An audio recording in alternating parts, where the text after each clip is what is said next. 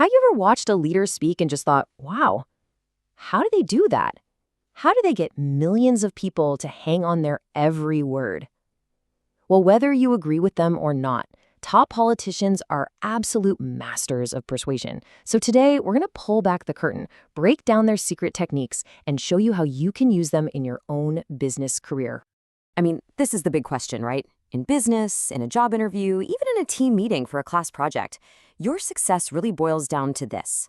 You need people to get on board with your ideas, to say yes to your proposals, and to trust you. So how's it done?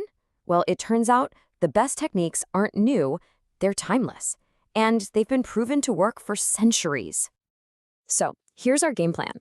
First, we'll talk about why these speeches are so important. Then we'll dive into the 3 pillars of persuasion. After that, I'll give you a 5-step blueprint you can use for anything.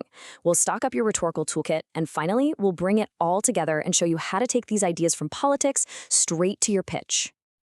All right, first things first, let's talk about why we're even looking at political speeches. It's because they are high-stakes masterclasses in the art of influencing millions of people all at once.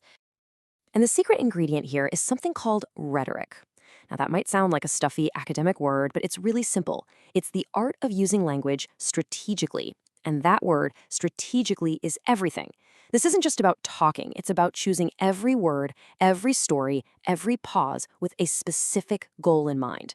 Think about it. In business, you're not just giving a report. You're trying to get someone to make a decision. That is rhetoric in action. This brings us to the absolute core of persuasion, a framework from the ancient Greek philosopher Aristotle.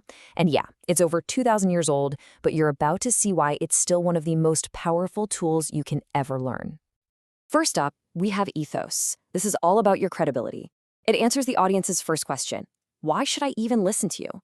In a business pitch, your ethos isn't just your job title. It's how you carry yourself, it's knowing your numbers, dressing the part, and handling tough questions with confidence. It's the foundation that makes people want to hear what you have to say.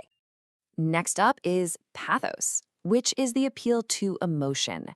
Now, hold on. This doesn't mean you need to make your clients cry in a meeting. Not at all. It just means recognizing that people make decisions based on how they feel, and then they use logic to justify it later. Pathos is about making a customer feel excited about a new product, or making your boss feel confident in your plan. It's about creating a feeling of urgency to close a deal. And finally, there's logos. This is your logic, the solid ground your argument is built on. In a business context, logos is the data in your spreadsheet, the market research in your report, the clear step-by-step thinking behind your proposal. But here's the real secret. The magic isn't in using just one of these. It's about blending all 3. You need ethos so they'll listen, pathos so they'll care, and logos so they'll be convinced.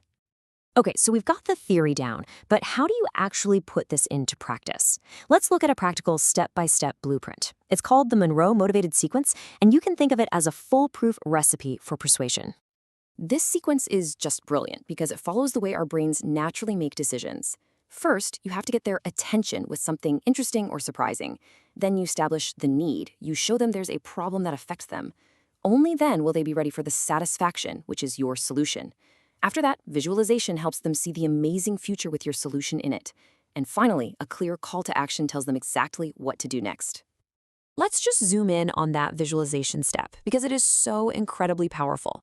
You can go positive, right? You can paint a beautiful picture of all the great things that will happen, like boosting profits.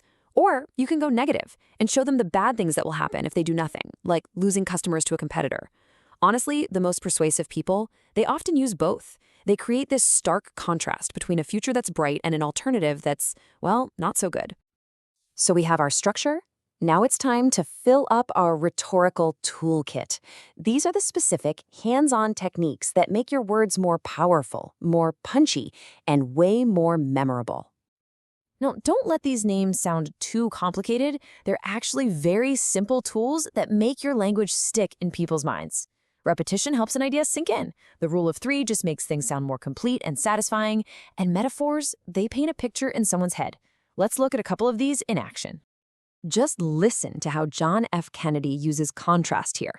He says, "We choose to go to the moon, not because it is easy, but because it is hard." Wow. By putting those 2 opposite words, easy and hard, right next to each other, he completely reframes the entire mission. It's not a burden anymore. It's an inspiring challenge. It's unforgettable. And here we have Martin Luther King Jr. using repetition. You can almost feel the rhythm. Let freedom ring from the prodigious hilltops of New Hampshire. Let freedom ring from the mighty mountains of New York. That phrase, let freedom ring, just builds and builds. It's like a drumbeat that hammers the message home and makes it impossible to forget. You know, it's not just about the words you pick, but the feeling you want to create. This is so important. Powerful speakers are very strategic about the emotional tone they use. Are you trying to inspire your team with hope? Maybe create a sense of urgency about a deadline by touching on fear, or build team spirit with an appeal to pride. The key is that the emotion is never an accident. It's always a deliberate choice. And that choice of emotion is part of a bigger strategy called framing. Framing is basically the lens through which you want your audience to see your topic. Are you going to frame your pitch around a big problem that needs to be solved right now? Or are you going to use a vision frame and talk about an amazing future you can build together? Maybe you'll connect to shared company values like innovation.